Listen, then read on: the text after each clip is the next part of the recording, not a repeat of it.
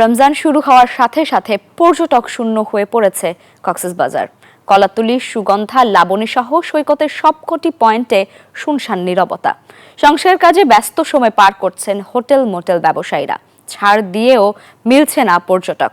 আগামী রোজার ঈদ ঘিরে আবারও পর্যটন খাতে প্রাণ সঞ্চার হওয়ার আশা সংশ্লিষ্টদের। কক্সবাজার থেকে ইরফানুল হাসানের প্রতিবেদন। সৈকতের চিরচেনা কোলাহলমুখর পরিবেশে বিরাজ করছে শুনশান নীরবতা। বিভিন্ন হোটেল মোটেলে ৬০ থেকে ৭০% ছাড় দিয়েও মিলছে না পর্যটক। প্রায় ৪.৫ মাস ভালো ব্যবসার পর রমজানের শুরু থেকেই পর্যটক শূন্য কক্সবাজার।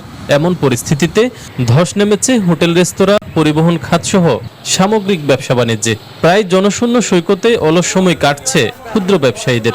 এই ঈদে জামা, জুতো, অ্যাক্সেসরিজের ডিসকাউন্ট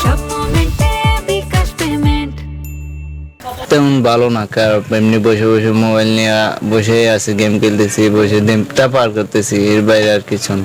পর্যটক একটু কম থাকার কারণে রমজান মাস আমাদের বেচা বিক্রি কম, সেহেতু আমাদের মোটামুটি একটা খরচ মেনটেন করার জন্য দোকানপাটগুলো খোলা রাখছি। রমজানে আমরা দোকান খুলি হচ্ছে আপনার ঈদের পরে ব্যবসা করার জন্য, তখন আমরা মালামাল একটু গুছিয়ে রাখি।